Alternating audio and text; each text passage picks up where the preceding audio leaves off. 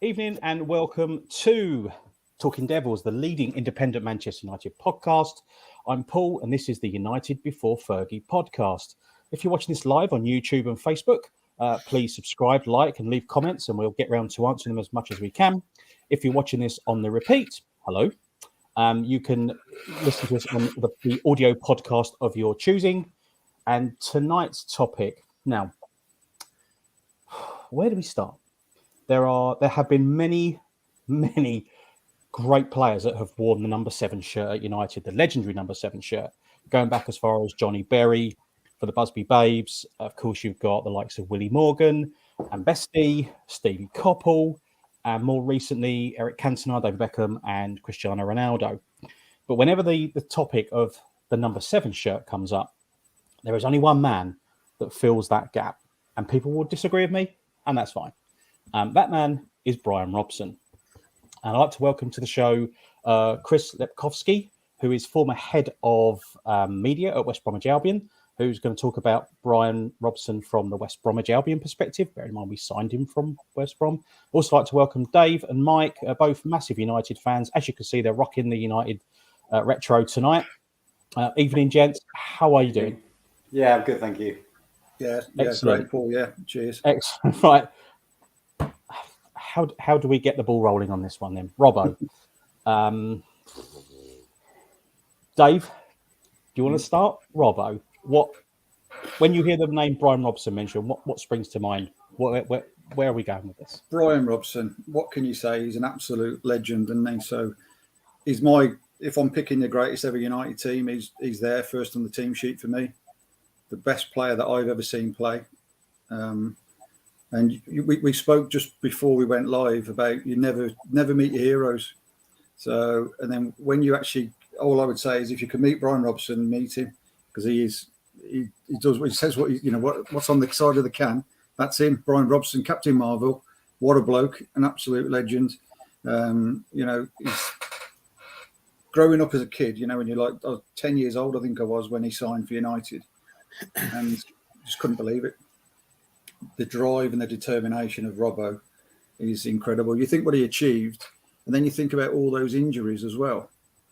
And what else could he achieve? What was it, 460 odd games, I think, for United, and all the FA Cups. What else could we have done if he hadn't have had those injuries? If his shoulder hadn't fallen off about 3 times, and his legs and that, he's just He's just United, isn't he?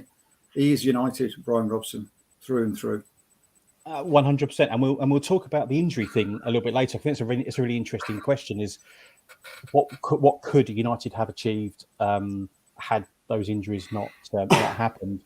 Mike, when you hear the name Bryan Robson, what does it mean? What does it conjure up for you? First of all, he was just my absolute hero. I worship the guy. I badgered my parents for a pair of New Balance boots. I tried to model my game around him when I was playing in the street for the school. I still get goosebumps now just talking about him. And I'm a 51-year-old man getting goosebumps about a guy who played, his prime 40 years ago. When I knew I was coming on this podcast, I just tried to think of certain things that he did. And we'll talk in depth, I'm sure, about the 85 Cup semi-final replay and the Barca game, if you was lucky enough to be there. I'm sure we'll go into depth of that. But it was just, as you said, Paul, at the beginning, the way 40 years or 30 years after his career finished, how much the guy is idolised by United fans. And that speaks volumes that, as Dave said, he would be the first on my sheet and B, the captain. He'd be in the centre of the park with Georgie on the right and Bobby just in front of him, but he would be captain. Big Dunk would be at the back, but Robbo would be captain. And I think that says volumes about his style and him as a person. 100%. I couldn't agree more. I mean, as I mentioned to you guys, I had the fortunately, I got to meet Bryan, and it was everything I expected. Just very, very down to earth, very humble. He he appreciates the fact that he's still, I wouldn't say loved, he's adored by a certain generation of United fans. Not saying every United fan, because I don't think that's right, but certainly a generation. I mean, Mike, you're 51, I'm 51. So we grew similar ages and born in the same time and grow up idolising Robbo. I mean, Robbo alongside Norman Whiteside and Sparky were my childhood heroes. Absolutely. But Chris, I want to ask you the same question actually, but from a West Bromwich Albion perspective. Obviously, that's where he came to United from, and as a man who knows Bryan as much as you do, what's the feeling around West Brom amongst the West Brom fans of our age that would have seen Robbo playing, a young Robbo playing in that, I mean, quite magnificent team in the 70s. What's the feeling around West Brom with regards to Robbo these days? Ex-manager, ex-player, is he as revered at West Brom as he is at United? No, but there are caveats to this, and I'll go back to the first game he played for United at the Hawthorns after he joined United. I wasn't there. I was a bit too young. I'm a little bit younger than you guys. I'm 47, 48. But I have friends who went to that game and they said they'd never heard such hostility towards an ex-player before. Really? Now, time was a great healer and that changed. But that wasn't because they disliked Bryan Robson. They didn't want somebody else to have Bryan Robson because that's how important he was to what was a very, very good West Brom team. I saw the Robbo documentary recently, and Sir Alex Ferguson got it right in that he was a better team, West Brom, than the team he went on to join at the time, Man United. Now, obviously, Man United flourished and West Brom went into decline around after that period.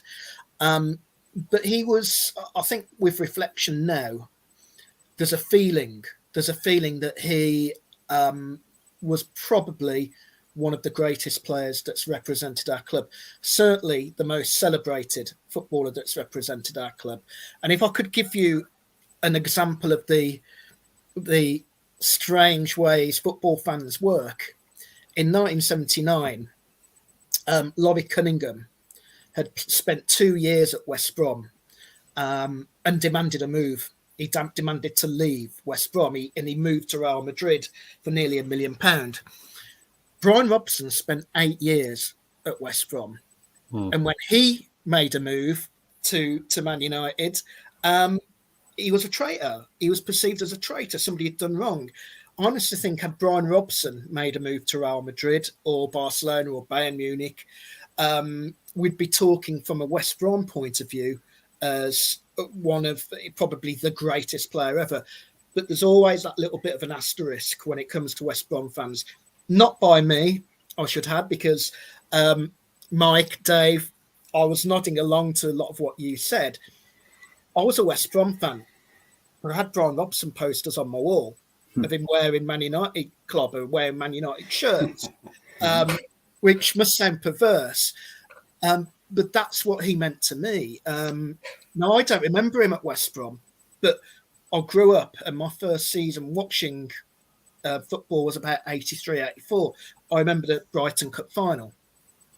And the first final I really watched from start to end was the 85 Cup final. And I remember that semi-final, that incredible goal. And I wanted to be him, you know.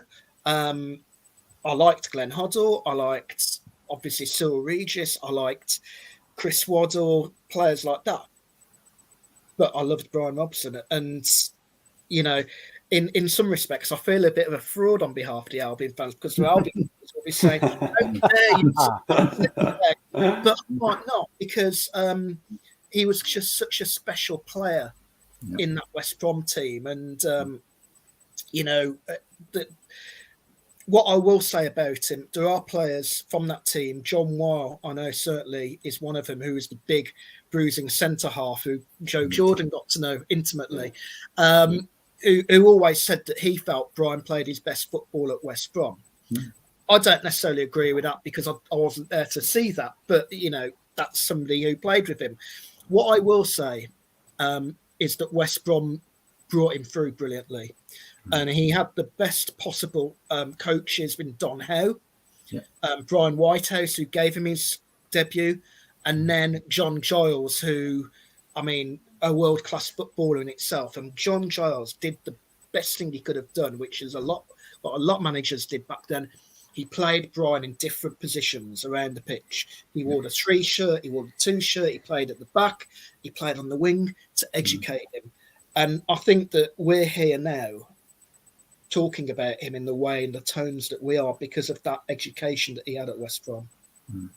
Can I, you think, to say, sorry. Oh, go on, Mike. No, go on. You go.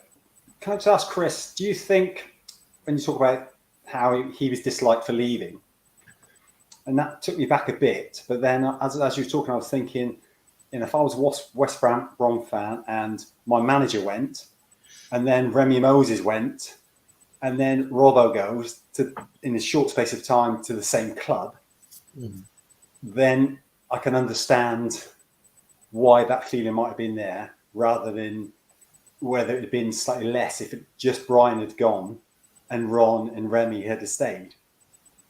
Yeah, it was a different culture back then. Transfers, there were generally 2 or 3 transfers a season for each club, where you had one substitute. You didn't need to bloat your squads in the way they have to now. I think a transaction like that wouldn't be unusual back then, to lose not only your manager but 2 of your best players, because Remy Moses wasn't a bad player either, by the way. No. To lose 2 of your best players to Man United, and it's actually quite strange that Ron Atkinson is possibly viewed in a negative light by West Brom fans for that same reason, because he walked out to join United. It wasn't his fault. The club didn't give him a new contract. There is a backstory to that in that a director called Tom Silk was tragically killed in a plane crash, and he was the guy who was going to bring Albion into the 1980s, kicking and breathing and build new stands, and he died, and Ron felt that the ambition died with Tom Silk, and he wasn't pinned down to a contract. It was very easy for him to go and join United, who wouldn't have joined United then. And if anything, there's more vitriol to Atkinson maybe these days, if that's the right word, from a certain generation of Albion fans than there is to Bryan, who, to all intents and purposes, made the right decision because of all he went on to achieve. Yeah. Can I just add to that West Brom story as well? Is that okay, Paul? Yeah. You go for it, mate. Yeah, absolutely. You mentioned there, Chris, about how he was brought through the ranks, for the coaches. Don Howe, fantastic. What a player as well, playing for the Baggies. But I do know what they did say at Robson when he first joined, that he was too small and he wasn't strong enough, wasn't he? So I think they put him on a diet of sort of like a Guinness and stout and steaks and things like that to build him up, because he was that skinny. So he did. Yeah. So, and he was, like you say, he did play in different positions. He played centre half, left back. I think that's because Johnny Giles wanted to still play in midfield. I think that's part of it as well. So, but no, Robbo was, and don't forget the perm as well. He had the perm, didn't he, at West Brom? So it was obligatory for the 70s, though, wasn't it? Oh, absolutely. Of course it was. But didn't he break his leg? I know you're going to talk about injuries, but he broke his leg twice at the Baggies. Something like that, I think it was. I think it was 3 times in a year. 3 times, yeah. He came back then and broke it in the same as his return game. That's right, and you're absolutely right. He was put on a diet to build him up. Yeah. And it's interesting because Gary, his brother, actually emerged at West Brom just as Bryan left. He's about 9 years younger, and Gary was so slightly built. He was about 5'6". So you kind of saw what Bryan might have stayed at had he not been put on that diet at a time when he was still growing. So, and he really did. He really did fill out in a positive way. I know that Brendan Batson, and I'm ghosting Brendan's book at the moment. He actually said that for about 18 months, from about 1979 to about that 81 season, 80-81, there was no better player in the league than Bryan. He was the player of the first division, and West Brom didn't actually have a great time around then. They finished mid-table in 1980 and fourth in 81, but it was because of him, and it was because he was injured the previous year that they fell away a little bit. But that's how important he was to that particular side. Yeah, you made a really good point just a little bit earlier, Chris, about how Robbo was seen as one of the best players at West Brom in their history, or certainly around that time. You look at the players he played with as well. That's no mean feat.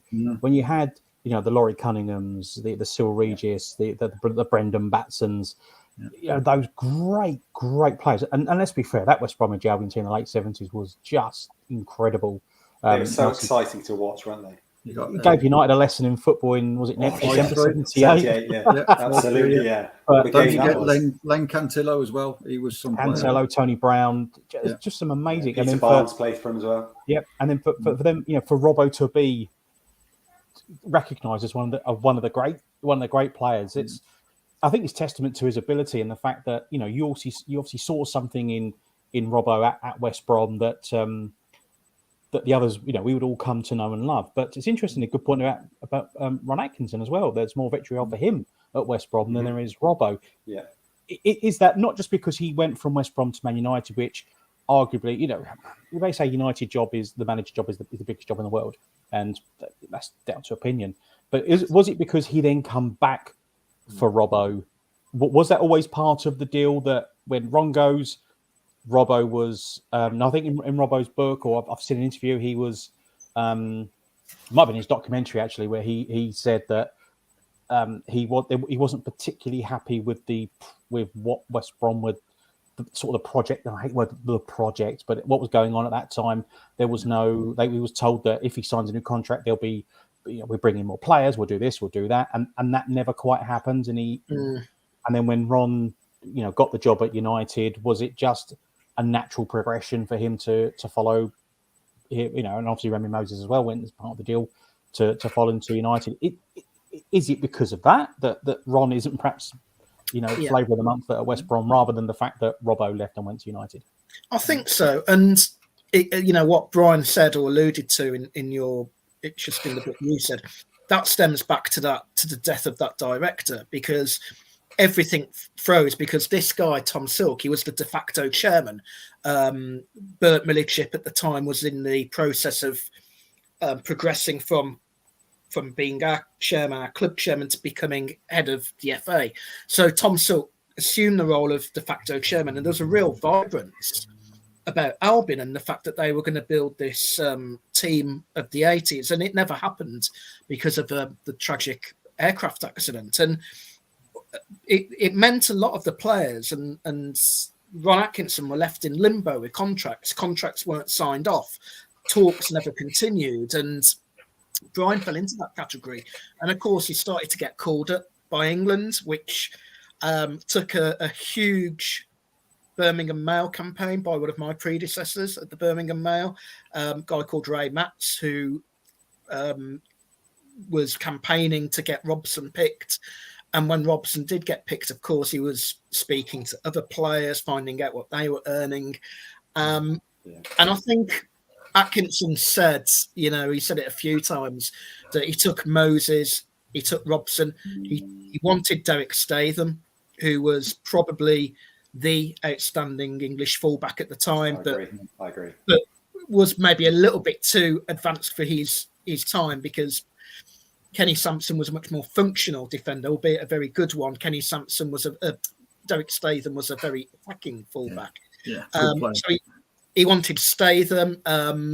There was talk of Cyril obviously going in. So I think Robson would have taken half the team had he had the chance. And it was things like that. And of course, Ron's want to disclose that and be a friend of the media, as he always has been, and he's a good man, Ron is, in that respect. It wound up Albion fans, and that kind of rebounded onto Bryan.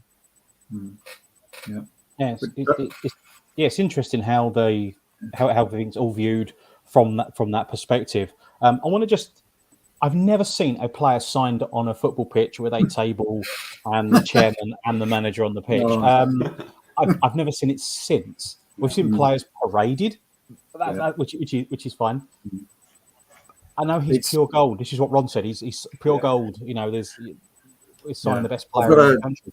Can I? You just mentioned that pure gold, Paul. Can I just mention something about that? I used that line in my wedding speech. Did you? He's not a risk. He's pure gold. It was something like that. It's not a risk. Talking about my future wife, Rachel, saying that just like Ron Atkins said, it's not a risk. She's pure gold. So that's what I said about. I was going to say that you are pure gold. It's not a risk for her because you're pure gold. So I did get a few handshakes afterwards from fellow United fans.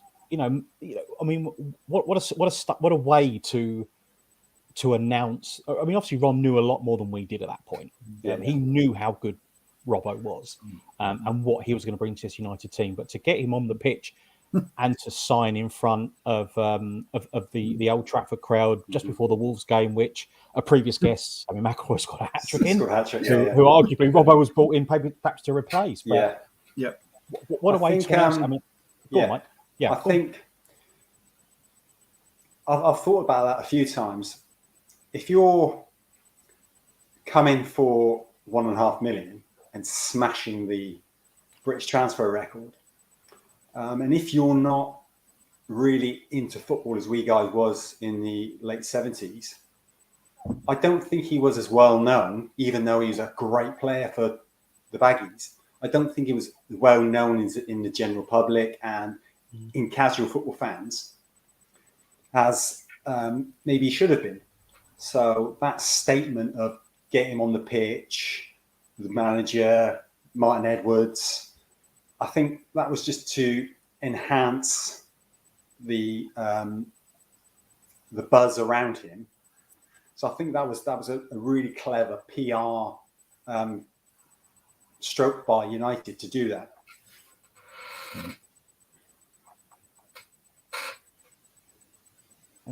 Did you think it's also was Ron's way of kind of announcing he was here and to ingratiate himself with the United, that we've got the West Bromwich Albion manager. What's he going to bring to the table? What's he going to do for us? And all of a sudden they bring out the table from the canteen, the table from the canteen, or whatever it was, and actually get him to sign on the pitch. I've never seen anything the like before. And if we knew then what we knew now, you go, do you know what? That was worth every single minute of that happening. I've had many comments on Facebook and on Twitter about other fans with their perspective of Bryan. So I just want to read a few of those out as well. One from Stanny. Now, this was at the 99. This was the Champions League final. And he says, we're out and about in the bars before the game. And my mate said, you'll be gutted. Robbo was in one of the bars before and he was gutted he missed him. They said he was with Viv Anderson. Then, after the game, went to a bar and saw Viv Anderson and asked him where Robbo was and kept telling him he was his hero, etc., etc. Viv Anderson said to him, look down there. And Robbo was having a press-up competition with some random Spanish guy, definitely drunk. He got up, shook my hand and signed my programme. What an absolute legend he is. Stanny, he absolutely was. Jay Marley says about scoring against France within 27 seconds. I mean, we're never going to forget that. Just sitting down to enjoy your cup of tea or whatever it was, and he pops up and we beat France. What was it, 3-1 on the day, I think, and he scores after 27 seconds. United since O'Farrell, for me. Now this is interesting. He is our best signing in my lifetime. He's 64 years old, out on his own. No player come near him for his input in a United shirt during his career. He is an example to every young player starting out. If you want it enough, you will achieve greatness. And that kind of feeling is comes time and time again. I am Jonathan says, saw him play many times. He was magnificent. I remember him in games where he'd come back from his first game after a long injury layoff, and he was the best player on the pitch. At times, it was like watching a kid from the under-16s playing in the under-14s league, head and shoulders above. And this is not an uncommon thought process when it comes to Robbo in terms of the comments that I've had. And I can honestly say I have never had a negative comment from anyone who's followed United for many, many years. Mike, at the very beginning, you mentioned the '85 Cup final replay against that lot, and a quite magnificent goal from Robbo. The little sidestep from Gordon Strachan, plays it through the. It was, wasn't it? He plays it through the gap. Robbo's onto it. And I remember Robbo saying, because I think, was it Mark Lawrenson or Hanson was chasing him down? No, Ronnie Whelan. Was it Ronnie Whelan? Yeah. He hasn't. And I remember him saying he hadn't got the legs for it. So he got within 25 yards and just let it fly. And, it was, he says that was his greatest goal. Yeah. And I was lucky to be at both games. The first game, he scored the first at Goodison, off of back of Sparky's legs, which, as a side note, many people say was the most brutal game they ever witnessed as a supporter. It was pure hell, really, wasn't it? Especially before the game. And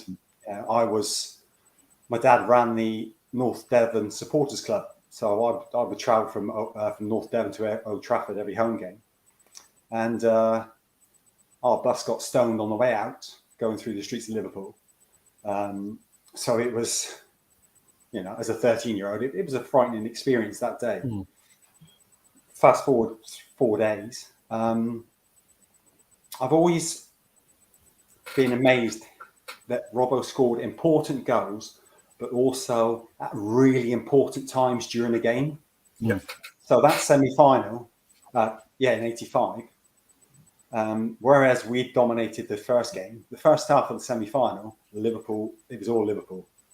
They got one up. Steve Nicol missed an absolute sitter from 8 yards out, if you remember, to make it 2-0.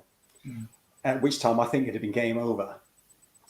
Second half, within 7 or 8 minutes, Robbo pulls that goal out of the bag, totally changes the complexion of the game. Not only a goal, but a goal of such magnitude and such brilliance. I was in the Kippax, everyone was going delirious, and you could see a sea change. And really, after that goal, Liverpool didn't really threaten at all. So not only did he score great goals, he scored important goals at really important times of the game. Semi-final against Arsenal, for instance, 1-0 down half-time. Yep. One of my favourite goals, the chest to get in front of the defender and then hit the ball on left foot when falling. I think it's just pure class. And once again, the whole sea change of the game changed in that one moment. Yeah, right. And what a left foot the man had as well. You don't often, FA Cup semi-final replay, the pressure's on, and you pop it in from 25 yards, and it sits in the top corner. And you also make a really good point, Mike, there about the change in the dynamics once he scores that goal in the '83 semi-final. When he scores the goal, United then up their game, and the opposition then don't look as if they're going to get back into it. And of course, Sparky pops up with another absolute perler, and of course we'll know Norman's volley in the Arsenal game. Do you think that kind of sums Robbo up a little bit? Is when the captain of your side pops in important goals like that, the rest of the team just the whole vibe of the team just lifts, and this man is driving us on. We need to really pull our socks up here, because I dread to think what would have happened if Robbo had been injured and he hadn't played in those two games. Would we have won the cup in '83? Would we have won the cup in '85? I really don't know. I think it's a really obviously we'll never know, but it's the point I'm going to make. It's the mark of the man. Sorry, that's the mark of the man, isn't it? Go on, Mike. That's the point I'm good to make maybe later, or I can make it now. Is I think the mark of him was not what he did on the pitch, was also the effect on United's performances, league standing, when he was injured. So in the '83 Milk Cup final, he was injured, didn't play, lost to Liverpool. The following season, we beat Arsenal at home 4-0 in March, beat Barca 3-0 on the Wednesday, top of the league. Liverpool lost on the Friday to Southampton, top of the league, flying, thinking we're going to win the league here, as we all did, had that mad dream of seeing United win the league because I wasn't young enough. He gets injured and the league form nosedives. We play Juve. He's missing for both games, and we lose, admittedly, the last 5 minutes to Paolo Rossi. But without our talisman, without our driving force, without, at the time, the best midfielder in Europe. So his absence was just as telling as his performances on the pitch. Absolutely. Well, he was driven, wasn't he? He used to drag people up, didn't he, with him? So, well, come on, lads, let's get going. Let's get this. Let's win this.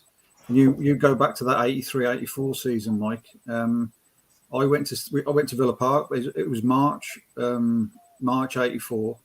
We say we're top of the league. We won 3-0 at Villa Park, and it's the best performance I've ever seen of Bryan Robson.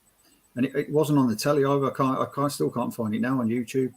He was head and shoulders above everybody else. We thrashed Villa 3-0. Could have been more than that, and we had it. But that midfield we had at the time, we had Moses, Robson, Wilkins, and Muren. And that team was just fluid. It was except Stapleton and Whiteside up front. And then, like you said, within a week or so, 3 of those players were injured. There was only Wilkins left for the Juve game in the Cup. We'd have won the Cup Winners' Cup that year. Could have won the league. Absolutely. Should have won the league. So I remember crying on the way home after we lost against Ipswich Town 2-1. Remember that, Mike? And Liverpool had won 5-0, won the league again. Oh, dear. I cried. I listened to the Juve game with all my mates who are United supporters, and most of them came up on the coach from North Devon to watch the games. And I remember when I still remember it now, being in a field where we used to play football, listen to an old transistor radio, Radio 2 as it was at the time, sports station. And when the final whistle went of the second leg, I literally burst into tears. So I know exactly how you feel. It's really so close. And Robson talks about that, saying about the team, his injuries and maybe 1 or 2 games against the lesser teams, if you like. We'd beat Liverpool nearly every season or draw against them. But we wouldn't against the lesser teams. We'd just mess it up. Or we have a 0-0 or something. They just, I don't know what it was. Well, we had that. Remember Nothing that period? changes, guys, does it? No. Nothing We had that changes. period where we were. All right, Paul, it's all right. You remember that period when we?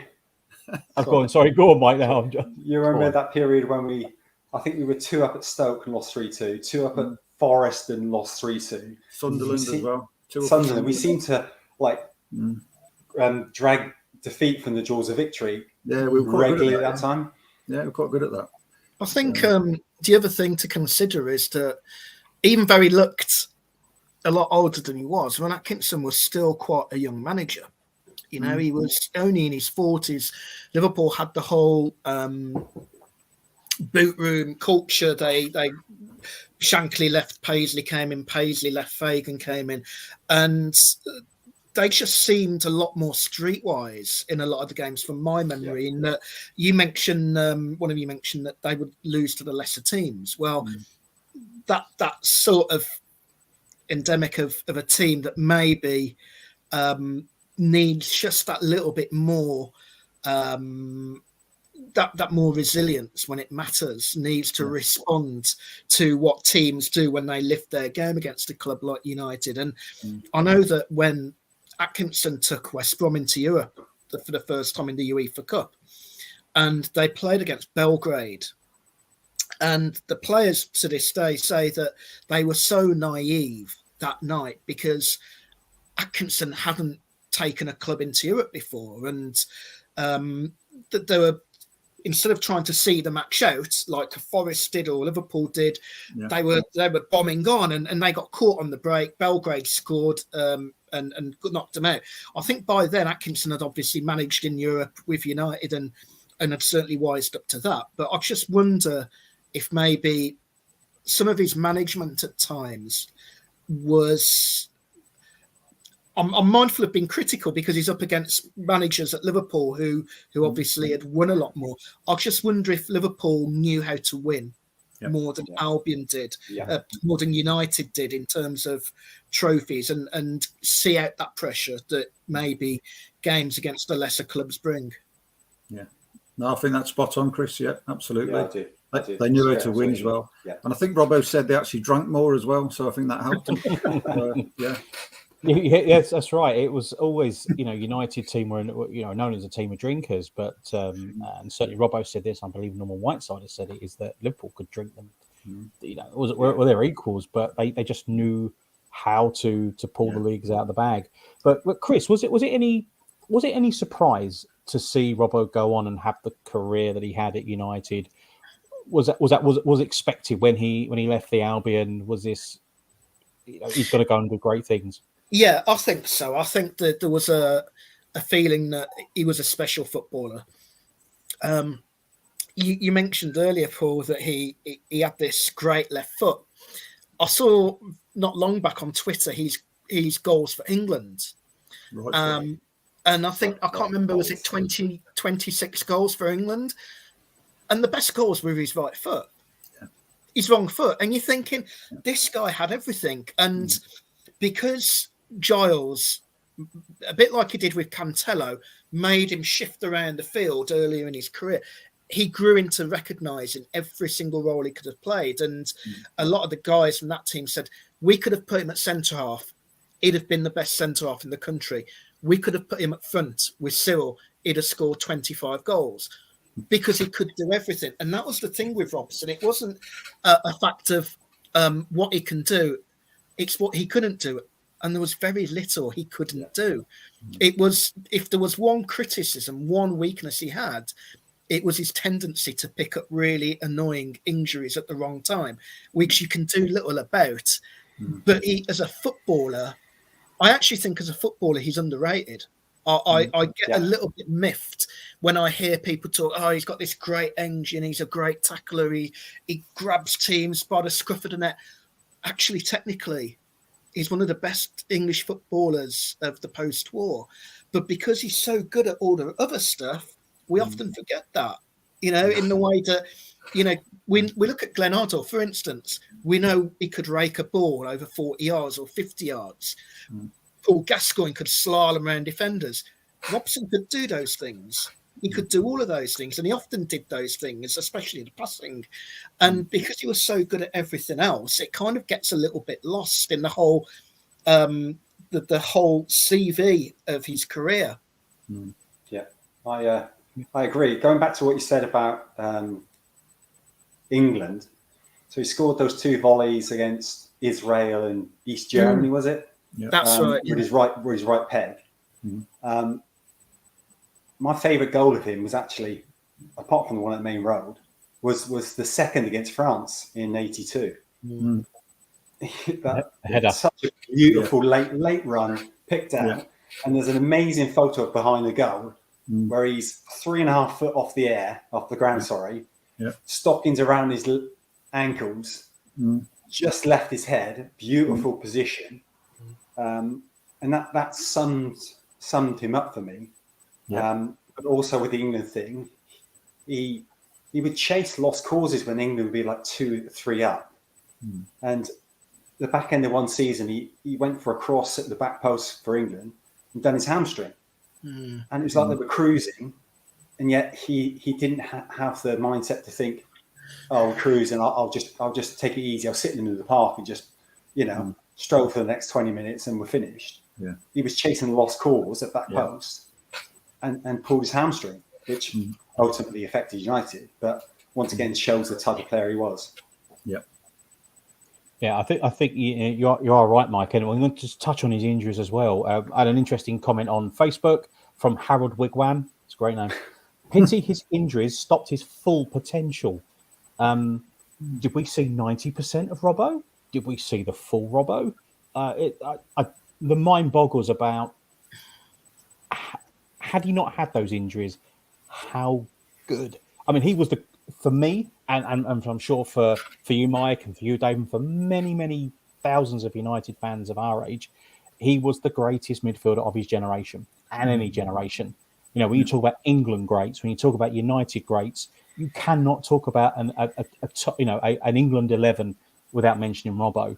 In my opinion, had he not been injured in 86 and 90 in the World Cup, England, not saying they would have gone on to win the tournament, but certainly his driving force would have pushed them semi-finals and finals, certainly in Italia 90. Yeah. And the same with United. Had he not been injured a lot of people do focus on that. They forget the fact that he was everything. He was the complete midfielder and everything that a midfielder should be. But he did have these bad injuries, the shoulder particularly. How good could he have been had he been relatively injury-free? Dave, I'll start with you. And we'll never know the answer to this question, but I don't know. How much better could he have got? Let's be honest. I don't think he would be any better, because he was 10 out of 10 every week. It was Bryan Robson, the greatest midfielder player that I think centre midfielder United have ever had. But what would have happened is we would have won more trophies. We would have won the league a couple of times in the early 80s. That 85-86 run, we won the first 10 matches, and then we got injuries. We played at West Brom. We won at West Brom 5-1 that season. Yeah. Robson got injured. Strachan broke his shoulder or collarbone, and it all went downhill from there. So if Robson had those injuries, we would have won. We wouldn't have to wait until Fergie came to win the league. We would have done it with Robson. We won the League Cup in '83, as Mike said, definitely. So but it wouldn't have been any better. He just would have played more games, and United would have been more successful. But I'm happy to what I've seen with Robson. That'll do me. So. Absolutely brilliant. Oh, it was just outstanding. Like you say, very rarely did you go, well, Robbo weren't very good today. It was, others may not have been so good, but Robbo was, the driving force. And he could be good at 70% of himself as well. Yeah. To some games he played, he wasn't fit, but he was still better than everybody else. Yeah. Norman Whiteside's on record to say that Robbo was the best player ever played with. Yeah. Paul McGrath has said very similar. These guys played with him, trained with him, drank with him, probably. Week in, week out, and to say actually of all the players that they played with, he is the best they've ever played with. Is such is the mark of the man. I mean, it's we could sit here for hours and eulogise about Robbo, and we probably will. It's probably going for about 4 hours. This podcast. Let's carry on. Let's carry on. You cannot talk about Robbo, and Mike, you alluded to this a little bit earlier on, without Barcelona '84. I mean, man, it just every time I see any clip of it, I get goosebumps all over.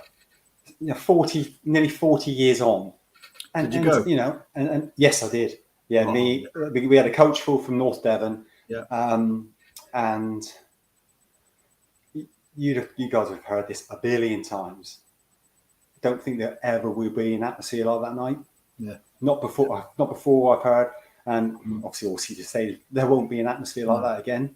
All the players mention it. I was lucky enough to speak to Ray Wilkins one day, and I said, like, you played in the San Siro, Milan derbies. Have you ever witnessed an atmosphere like it? And he was just like, no. And every player to a man, and every supporter to a man, woman, or child who was there, say exactly the same thing. And I get quite emotional when I talk about the game. It has affected me that much, to the fact that I can go to my grave happy in the knowledge that I was in that stadium that night, and it's quite a profound thought for me, and quite a profound night in my life. Obviously, the birth of my children, marriage, and stuff. But that ranks among them, because it's 40 years and hopefully be another 30 years, whatever. I can still look back and remember I was in A stand at the time. You guys remember where A stand was? So above, to the right of the tunnel as the players came out in the seats, and especially the second half, the concrete floor was literally vibrating with the noise and people jumping up and down. And the noise when Frank scored the second, his volley against Everton in '83 in the quarterfinal came a bit close to that, but it wasn't that. You know, that was a one hell of a noise as well. But it's the stuff of legend, right? That night. That night is, yeah. There's most probably 200,000 people who say they were there. I bet it sounds like there were 200,000. Oh yeah, there's only 56,500 of us. And again,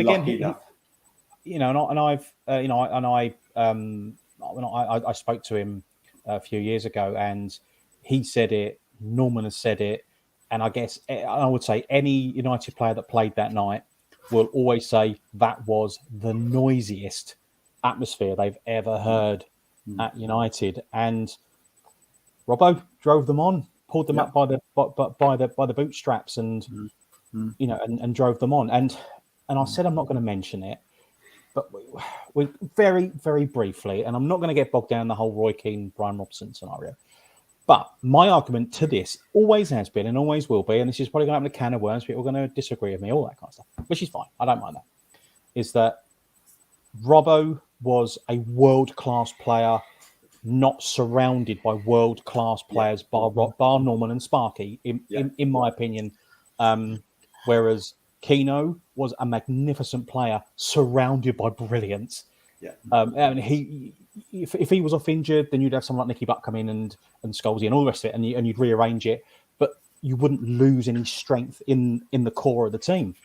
You lost Robbo, and you're like, oh, okay, and that's and I'm not being disrespectful to United players of that time, because as kids we loved them. It doesn't matter who they were, we loved them, but it just didn't have the same impact when United lost Keane for any amount of time, for when United lost Robbo for any amount of time. And I think and again, you look at the pitches, you look at the tackles, the physicality of the game back in the 70s and the 80s, which you just don't get now. Nowadays it's snooker tabletop pitches. Back then it was, mud and sand. You look at Old Trafford, the sand, from the circle right the way down, and to be able to have that effect and that impact on the team to the point that Robbo did, if he wasn't there, and many people have said to me on the social media, there was a groan went up. If Robbo wasn't on the team sheet, it was like, okay, well, if we get a draw, we're going to be done well here.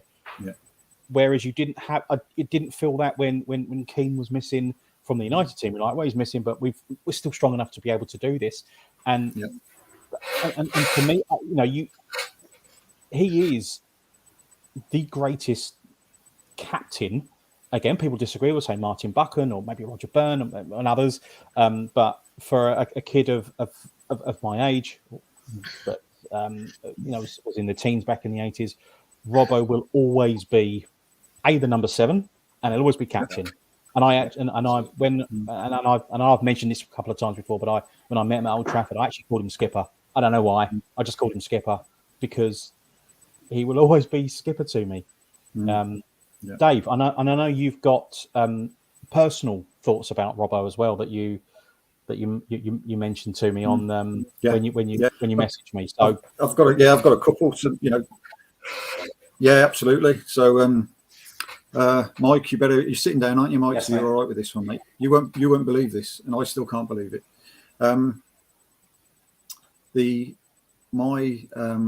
My aunt and uncle, my dad's oldest sister, they bought quite a nice apartment in Manchester in about 1981, and it was quite plush. They had a bit of money. It didn't come to us, but they had a lot of money, quite a bit of money.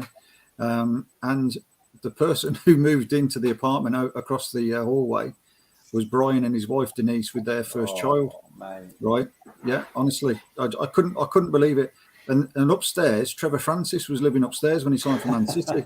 Right, this is crazy. So my dad was explaining it to me. I'm 10 years old, or 9, 10, and I couldn't believe it. I said, "When are we going?" I couldn't believe it.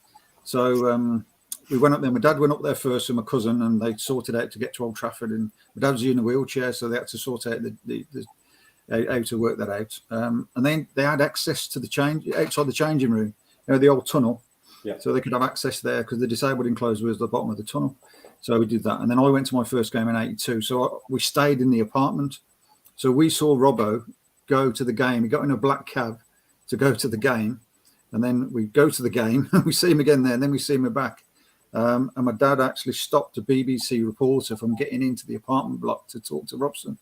It's honestly, I just can't. Crazy. Those couple of years, it was crazy, and I've met him since then, and I've spoke to him about it, and he remembers it. He doesn't obviously doesn't remember me, but he remembers my auntie and my uncle, and he remembers living there because that was their first home where they had the first child, and they moved on from there.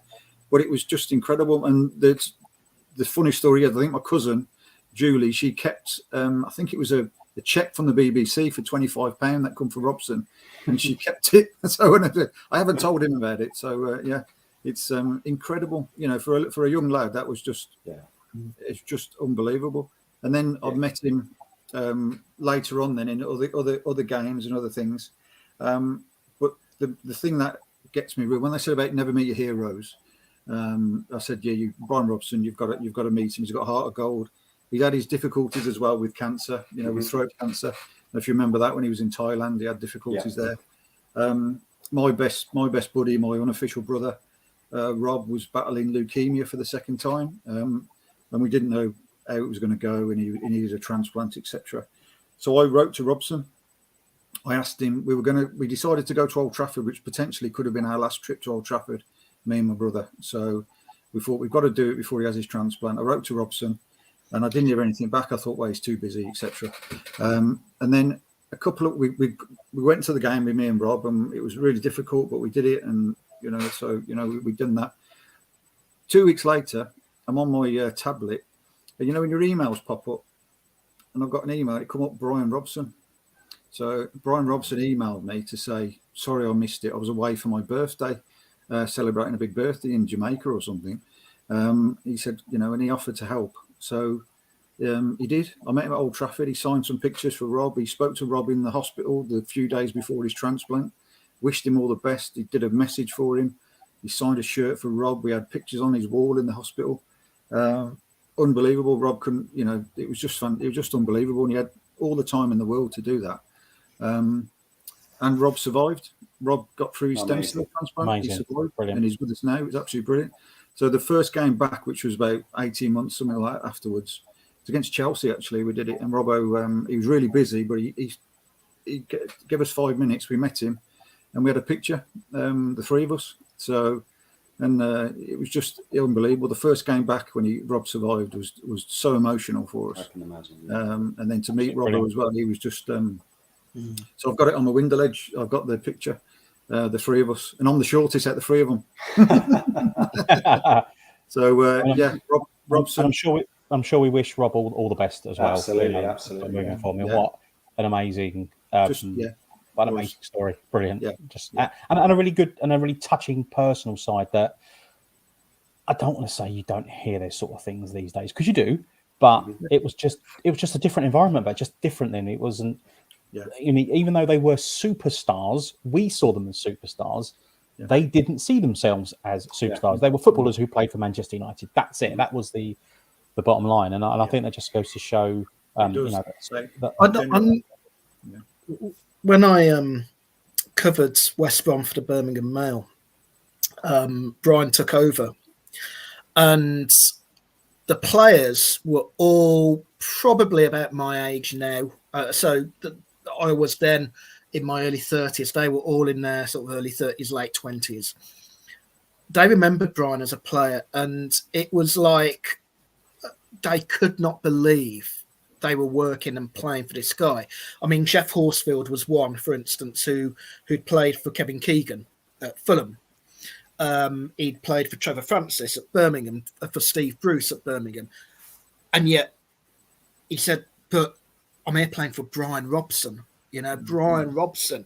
And when you put it into that context, and your story, Dave, and I can't match that at all, nowhere near, but when my sister got married, Bryan was manager of West Brom, and I asked one of the camera guys at West Brom, I said, any chance you could get a message to her and her husband, because they're both West Brom fans? And Bryan did it. And he did a message. We played it over the screen at the wedding. Bryan saying to Dot and Stewart, wishing you all the best at your big day. Sorry you can't be at the match today. I hope you have a brilliant day and a great future. And it was just that small thing, it was just those little things that make him such a force. You know, he's not. He extends beyond football. Yeah. He extends beyond the great player because he has that presence that, you know, I think even by Brian's own admission, he's not the greatest orator necessarily when he speaks, but he's got something about him that gives him that pull, that gives him that gravitas, that aura. that people like Keegan, people like Steve Bruce, and to use the Jeff Horsfield example, couldn't compete with. Brian had that, and there aren't many people around, even among footballers playing in the Premier League, who have that kind of gravitas. Yeah, I agree. Yeah, absolutely spot on. Amazing. You know, the player and the warrior that we knew on the field, and the kind, humble, caring, gentle bloke off the field. But you're still, if I met him today, I'd be like, oh my God, that's Robbo. If I could share one more. Of course you can. Share one more story with you. Absolutely. We went on pre-season to Portugal, and it was the year Albion stayed up on the last day. So Brian was in a great place as you know, that he'd won the fans back, and we were over in Portugal, and he gave the players a day off. I mean, the trip was a disaster results-wise; they'd lost every game, but on the day off, he hired a yacht, and these players are on the yacht. And Brian turns around and says, right, I'm going to swim back to the shore. Does anyone want anything? And a couple of the players, yeah, get us some beers back with you, gaffer. And he dived off the boat, swam back. And again, it was, I think Jeff Horsfield said he looked over and he could see this bloke walking back with beers strapped to it. It's Brian. Brian had bought all these beers, strapped them to his arms in carrier bags, swam back to the yacht. And he said, honestly, at that moment, he said, I'd have done anything for him because, you know, here's a guy who's nearly 50, who's superhuman. And, you know, he wasn't as fit as he used to be, physique-wise. We could see that. But he still had it. He still had that intense warrior-like, nobody's getting past me, not even this stretch of water between the bar and the yacht, you know? Yeah. What a great story. So and this is stuff you don't hear in mainstream media, and this is what makes it even better. I've had some amazing comments on Facebook. Darren Seddon lives in his hometown of Chester Street, and Robbo's photo is still on the wall of In Memories of India restaurant. Mark Anthony Dawson, my hero as a teenager, and me too, Mark. Watching United, what a player he was. Irvin Fisher, unbelievable player. Gaz Lewis, my hero. An absolute machine. Ian Gregory, if ever there was a player that virtually carried the whole team on his shoulders, it was Bryan Robson. He'd be worth a minimum 150 million these days. That's a bit cheap. 150 million. Michael Ridden, met him in the Wally at Brooks Bar when he was knocking down the pile of pennies. He had some City player with him. I didn't say who. I think if we had him playing now, we'd have won the league, one of the best players we've ever had. Steve MacArthur, simply the best player ever to put on a United shirt. He had everything. Judith Jennings, the man who carried us in England, super guy. Martin Spencer, late 80s, Paddy Crerand had programme fairs at his pub. I went in during one to see half the United first team in there recovering from the night before. I asked for a glass of orange and a packet of crisps. I was ill at the time and 7 stone wringing wet. Paddy would have none of it. He pulled me a pint and said, we're getting breakfast inside you. Served to him by one, Bryan Robson. Darren again says his only bad performance was in an episode of Joss's Giants. He was the ultimate midfielder. Giants. This is Ant Dogs, I think was the next title. Sue Jones, oh yes, what a player. Put his head where angels feared to tread. A total maestro in midfield. Definitely Captain Marvel and showed him the way. She put a picture of a ball with rollerball Robbo on it. United will brighten the night. Steve Norris, he was Man United in the 80s, and if he didn't have so many injuries, we would have won a couple of titles. Glad he got the medals he deserved in 93 and 94. My greatest memory among so many great ones has to be Barcelona 84. And Mark Welsh said, I got invited to meet the team before the derby at Old Trafford in 86. My dad had written to Ron Atkinson about me, and arrangements were made to meet the team before the game in the Players' Lounge. Ron forgot. So Mick Brown took matters into his own hands and brought me into the dressing room to meet the players. I was told this was the first time anything like this had happened before. Robbo was returning from another injury to his shoulder and wasn't playing, but was there. When we were introduced, I refused to shake his hand in case I injured him again. I've regretted it ever since. United's greatest ever captain and midfielder. There are very few men, and he said this to me before, I'll admit to loving in public. Bryan Robson is one of them.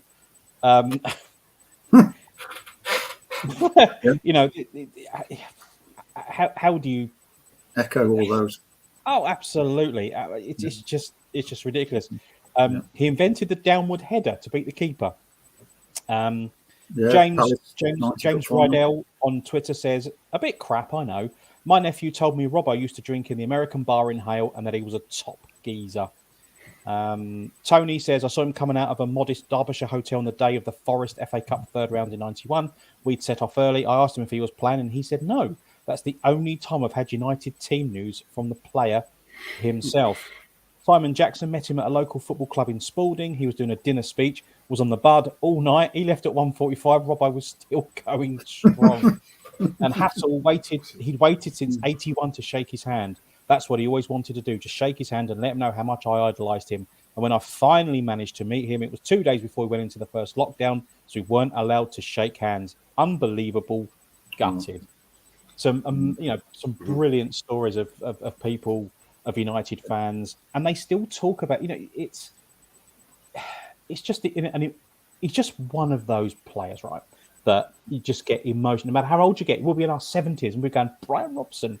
Right, let me tell you about Bryan Robson, what he meant to United. Had he stayed fit, Dave, Mike, and Chris, this is a question for all of you.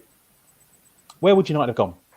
What would have happened? Had he been fit, never been injured, leagues? Would we have won leagues? Would we have won Europe? Where do you...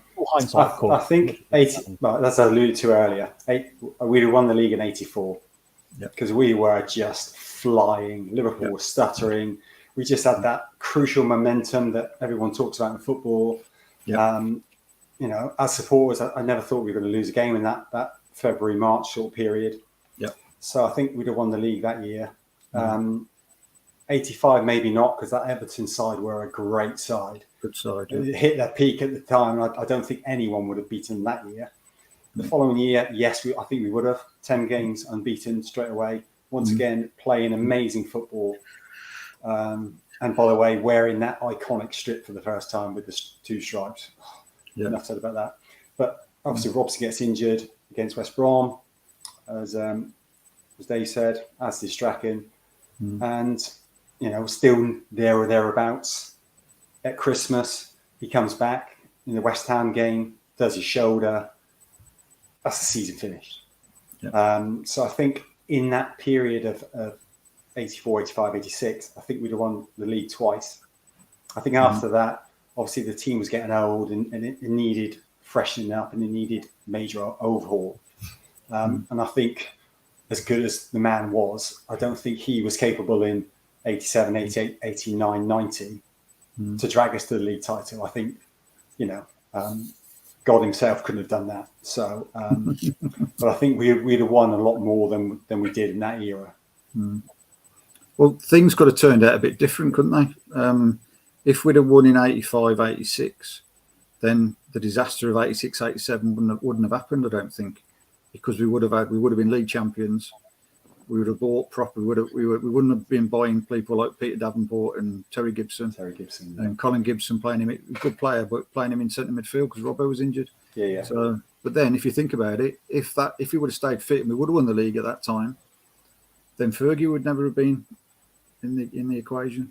Double-edged sword, isn't it? So, it's a real funny one, isn't it? But if I could go back in time, I'd let us win the 83-84 season. And then I'll let everything else take its turn. And then Fergie. I totally agree. That will do me. And then also Robson should have been the substitute in his last ever game in the cup final '94. He shouldn't have been. He picked Clare and was it? Isn't that a decision that Fergie regrets now? He come out and said he should have played him.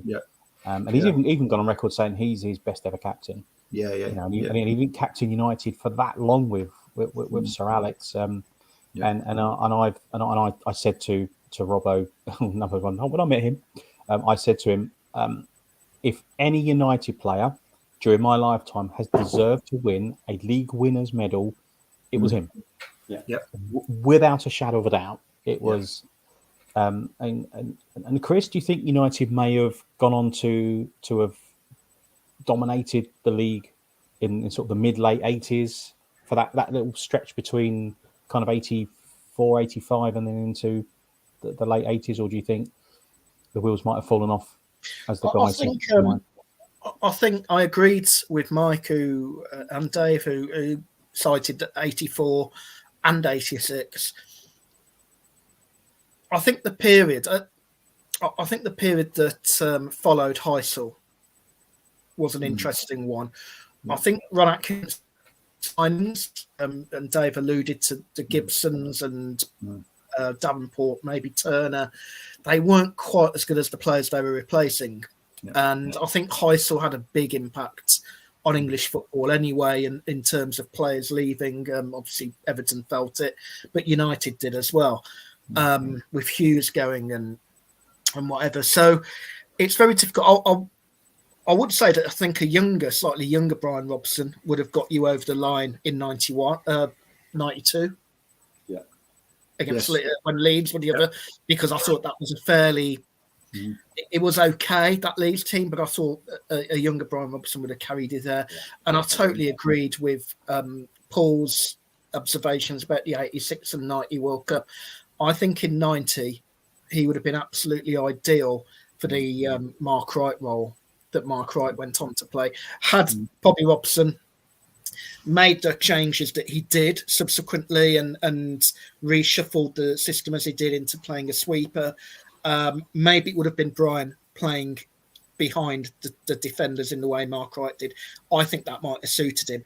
Maybe he would have stayed in midfield. I don't know. But I certainly think in 86, they would have been more competitive against Argentina. And I think in 1990, he maybe would have been a calming influence on Paul Gascoigne when he really needed it most. Can I mention the 86? So when Maradona scored that goal, about a minute later, I was 15 at the time. I turned to my dad and said, if Robbo would have been playing, he wouldn't have got anywhere near the penalty box. He'd either took the ball or took him out. Because you watch a footage, poor Peter Reid, he's just like, he's dying. He's dying on his arse, and he's even trying to keep up with him. Poor Terry Fennick, I think it was, who was already on the booking. He couldn't touch him. And, to this day, I think, as great as a goal it was, it pains me to say, I don't think he'd have made it into the box. He would have took him out, wouldn't he? Yeah, definitely. Because I absolutely, I agree with you, Mike, which is why I mentioned earlier on, I think England would have maybe gone on to win one of those two tournaments with a fully fit Robbo had not. I think Gary Lineker has mentioned that as well, hasn't he? Yeah. He said it one of those. Absolutely. You consider when, Bryan's career started, 72, 73, 74, and in 1990, 15 years after he kind of made his debut for West Brom, and there's still, 15 years later, and they're saying we'd have won that had he been playing. When you've got players of that ilk that are talking about the influence that Robbo had on them as players and on the team, and said we would have probably won that had he been playing. That's you can't get a better compliment than that, surely, from a fellow pro. Guys, listen, I would. Honestly, can I just say, by the way, regarding that longevity, one of my favourite trivia questions that I've actually originated by myself and not nicked is that he played alongside Jeff Hurst at the start of his club career and played against Patrick Vieira in his last ever match. Wow. There can't be many footballers who have done that. No, absolutely not. Yeah, that's a good stat, that, Chris. Yeah. And also, his influence was as strong at the end as it was in that midpoint, as it probably was at the beginning of his career. It never stopped. Do you know what, gents? Honestly, I could go on for hours and hours and hours talking about Robbo. Could I just make one quick one, Paul? Sorry. Go on, Dave. Go on. Yeah, sorry, mate. It's two quick ones, actually. Showing again about Robson, about looking after his fellow professionals. Mickey Thomas had a real bad problem with stomach cancer, and he was, close. But thank God he got through it. It was Robbo who told him to go to the doctors to get it checked out, and it was Robbo who supported him as well. So it's massive in that as well. So, and he talks a lot about Robbo, and Mickey Thomas he's a great bloke as well. He did a lot for Rob as well, but that's another podcast, I think, there, Paul. So always, absolutely, it is, yeah. And also as well, Robbo, with his he always looked after the younger players as well. There's stories about Giggsy and Sharpie saying, like, Robbo, the fullback's getting at me, he's getting at me, and he said, right, you come and play centre midfield for 10 minutes. I'll play left wing and I'll sort him out. And then he does. He said, right, he won't touch you again. You carry on. So just brilliant, isn't it? Absolutely brilliant. Can I add one last thing? I'm going to throw a grenade in here about the Robson versus Keane. I'm going to throw a grenade at Robson versus Keane. I've had this conversation with a few of the younger guys I know, and to anyone watching this, just watch Robson's goal in '82 against Notts County at Old Trafford, where he picks the ball up. Yeah. And this goes back to what Chris said about his technical ability, where he wins the ball on the edge of his own penalty area, does a Cruyff turn, lays the ball off to Remy, continues running, and the ball's played across pitch at speed and not flat, angular, and Arnold crosses the ball and he's there before the ball. Yeah. And as much as I adored Keane, that's not a type of goal I could ever see him scoring. Just the technical ability and the drive and the engine, and then the lateness of the run, followed by the deft header into the top corner. It's just, show me a box-to-box midfielder. There you go. Perfect game for him, that was, And what happened to him that game? He got injured. He kept on running. He didn't stop. He kept on running. He got injured.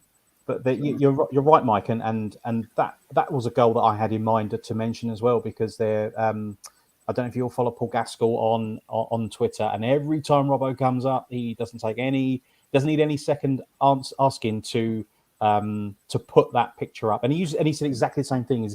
This sums Robbo up from one end to getting the ball into play to charging up the field. Arnold whips it in. He just glances it into the corner. That kind of sums it up. I want to ask you one last question before we draw a line of this. So this is to all three of you. I'll start with you, Dave.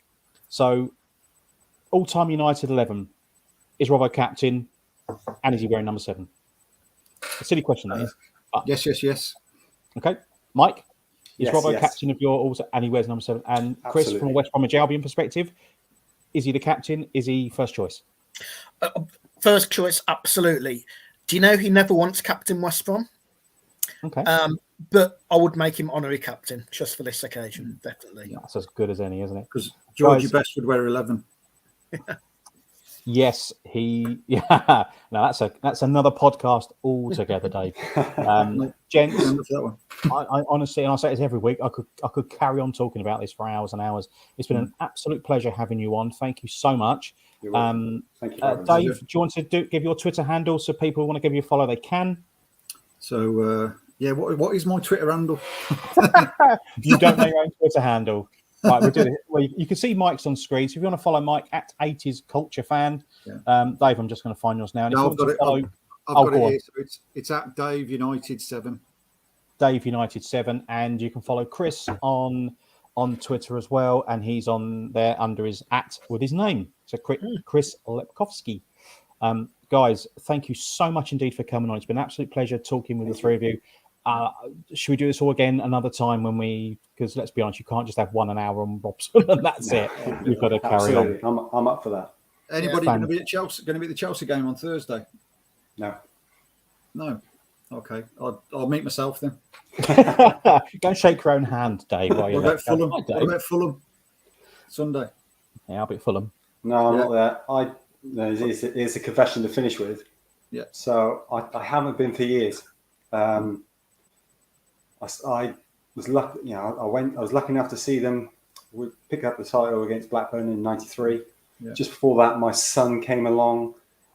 So due to family commitments at the time and work and financial, I just missed all the treble year, unfortunately, due to having a family and being a family man, unfortunately. Yeah. Fair enough. So when I found out someone was talking about the 80s, and even though I'm an old man, I can still remember it like it was yesterday. I was well up for that. Hopefully you get up there soon then, Mike. Yeah. Yes, mate. Yeah. Nice one. Yeah. Gents, thank you so much indeed for coming on. Really appreciate it, taking time out on a Monday night to come on and talk Robbo for an hour and a quarter or whatever it's been. We could honestly sit here all night, but I'm sure we've all got sleep we want and work to do tomorrow and everything else. So this has been the United Before Fergie podcast. Thank you very much indeed for watching this evening and listening. If you're listening on the audio podcast, please subscribe to the channel. Please like, please comment, please do all that kind of stuff. And we will see you again next week for another United Before Fergie podcast with a very special guest. Until then, Dave, thank you so much. Chris, it's been a pleasure. Mike, thank you as well. Thank you. Take care, everyone. Have a really Go on, good United. week. Come on, the Reds. And we'll see you again very, very soon. Thanks very much. Take care of yourselves. Cheers.